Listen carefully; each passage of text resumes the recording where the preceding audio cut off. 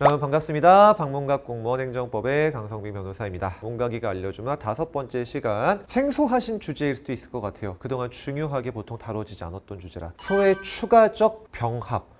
뭔 주제인지 좀 생소하실 수도 있을 것 같은데 먼저 사례 읽어볼까요? 자, 미성년자에게 소가 술을 판 편의점 점주 A에 대해서 구청장이 22년 6월 10일 날 영업허가 취소 처분을 했고, 같은 날 처분서가 A한테 송달됐다고 해볼게요. 그리고 A는 8월 31일 날 이 영업허가 취소 처분에 대해서 무효 확인의 소를 제기했습니다. 근데 소송이 진행 중이던 10월 11일쯤 되니까 A가 이렇게 생각한 거죠. 이거 무효가 아닐 수도 있겠구나. 중대 명백한 하자가 없을 수도 있겠다. 그래서 중간에 10월 11일 날 이 영업허가 취소 처분의 취소를 구하는 소송을 추가적으로 병합하는 신청을 법원에 했습니다. 판사님, 요거 취소 나도 좀 해주세요 라고 병합을 한 거죠. 자, 그때 A가 병합한 취소 소송이 적법한지, 즉 소송 요건을 갖춘 건지가 문제되는데, 여러분 뭘 물어보는 걸까요? 일단 그거 먼저 캐치해 볼게요. 날짜가 굉장히 중요하겠죠. 제가 쳐놓은 이유가 있겠죠. 바로 내가 처음 취소 처분을 받은 거는 요 날짜예요. 근데 무효 확인 소송, 어차피 제소 기간도 없지만 처분이 있으면 안날로부터 90일 내로 제기했는데, 아이고 내가 취소라도 해주세요를 10월 11일 넉 달 만에 했거든요. 정리해 볼게요. 90일이 지난 다음에 비로소 취소 소송을 병합 제기했습니다. 근데 여러분 제소 기간은 언제까지죠? 원래 처분이 있으면 안날로부터 90일까지만 할 수 있잖아요. 근데 90일 훨씬 지난 10월 11일 날 바로 취소 청구를 병합해 버린 거예요. 그때 이 취소 소송이 제소 기간 다 지났으니까 부적법한 거 아니야?가 문제가 되고, 그동안 이 병합과 제소 기간 문제는 참 출제가 안 됐던 부분인데 작년 국가직에 출제가 됐습니다. 9급 시험 기준으로요. 그리고 굉장히 어려운 민소법 개념이지만 계속해서 어려워질 걸로 예상되는 행정법 시험 특성상 반드시 짚고 넘어가셔야 돼요. 이미 기출도 됐고요. 자, 먼저 추가적 병합 개념 자체가 어려우실 텐데, 여러분 왜 어렵냐? 또 민소법이에요. 기판력도 민소법, 추가적 병합도 민소법. 이놈의 행정법도 힘들어 죽겠는데 민소법 공부를 많이 하셔야 되거든요. 자, 추가적 병합의 개념. 소송이 계속되고 있는 와중에 법원에다가 새로운 청구를 추가하는 거예요. 예를 가볼게요. 내가 A 처분에 대한 취소 소송을 걸었는데 재판 계속되고 있는 와중에 잠깐만 판사님, B 처분도 취소해주세요. 이 재판에서 한 방에 합시다 라고 중간에 새로운 소송을 추가해서 하나의 재판부에서 재판받겠다. 이거를 추가적 병합이라고 부르고, 이 추가적 병합은 민소법에 따른 소의 병합 또는 변경이 되는 건데, 그 법적 성질을 신소제기, 새롭게 소송을 제기한 성질을 갖는 걸로 봅니다. 당연하죠. 그림 한번 그려볼까요? 요때 A 처분, B 처분이 모두 이루어졌는데 요때 A 처분에 대해 취소 소송 걸고 중간에 같은 재판부에다가 B 처분 취소 소송을 병합했다고 해볼게요. 그럼 B 처분에 대한 취소 소송은 요때 처음 제기됐다 이 말이에요. 신소 제기예요. B 처분 추가했으니까 플러스 B라고 적을게요. 새롭게 소송을 제기했다. 자, 그럼 민소법에 따라 이렇게 추가하면은 제소 기간을 지켰는지 안 지켰는지 어떻게 판단하게 되느냐? 그럼 새롭게 소송을 제기했으니까 이 B 처분이 제소 기간을 지켰는지는 바로 이 소송을 제기한 날짜, 병합 신청한 날을 기준으로 판단하게 됩니다. 그게 원칙이에요. 바로 추가적 병합 신청한 날 기준으로 제소 기간 지켰는지 판단한다. 그럼 여기 제가 왜 줄을 그어놨냐? 여기 90일이라고 해볼게요. B 처분에 대한 병합 청구 적법할까요? 부적법할까요? 부적법하다 그 말이에요. 90일 지나가 버렸잖아요. 진작했어야지 뭐 했냐? 이게 바로 추가적 병합이에요. 다만 예외가 있습니다. 그게 바로 오늘 사례이기도 해요. 가볼게요. 자, 우리 판례입니다. 무효 확인을 구하는 소송에서는 취소를 구하는 취지도 포함되어 있다. 따라서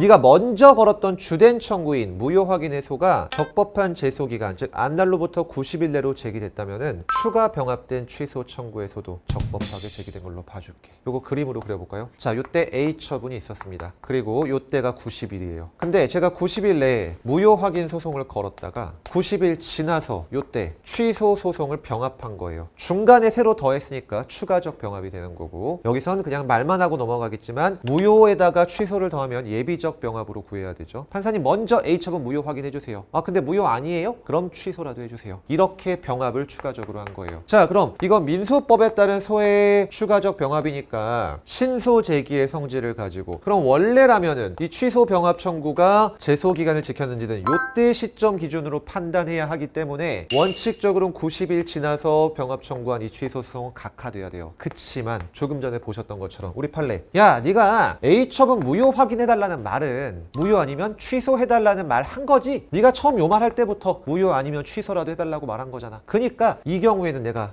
이때 네가 취소 소송 건 걸로 봐줄게. 따라서 90일 내에 무효 확인 해소가 제기됐다면은 비록 90일 이후에 무효 확인 소송에 취소 청구가 병합됐다고 하더라도 너는 적법하게 제기된 걸로 봐주겠다. 결과적으로 똑같은 거 가지고 싸우고 있어서 그런 거예요. A 처분에 대한 무효나 취소나 그게 그거거든요. 참고로 정말 쓸데없는 여론이지만요. 이런 판례가 참 등장하게 된 게 누가 이딴 병합 청구했는지 모르겠는데 여러분 추가적으로 하나 더 기억하실게요. 이거 추가적 병합 안 했다 라고 하더라도 법원이 봤을 때 A 처분의 취소 사유만 존재하면은 그냥 취소 판결 내려줘요. 별도로 네가 병합 안 했어도. 쓸데없이 병합 청구해버린 바람에 우리가 귀찮은 판례 하나 더 공부하게 된 건데 그래도 너무너무 행정법에서는 의미 있는 판결이 되는 거니까 이 판례 꼭 기억하시도록 할게요. 자, 결론 가볼게요. 이미 나왔죠? 취소 청구의 병합은 비록 안날로부터 90일 지난 10월 11일 날 이루어졌지만 조금 전에 보셨던 것처럼 메인 청구의 무효 확인 소송이 90일 내에 제기됐다. 따라서 결론적으로 우리 판례가 어떻게 본다? 야, 네가 무효 확인해달라는 말은 무효 아니면 취소라도 해달라는 말이지? 콜. 그럼 네가 무효 확인 소송 거는 날 기준으로 봐줄게. 결국 적법하게 이 취소 청구의 병합이 받아들여지게 됩니다.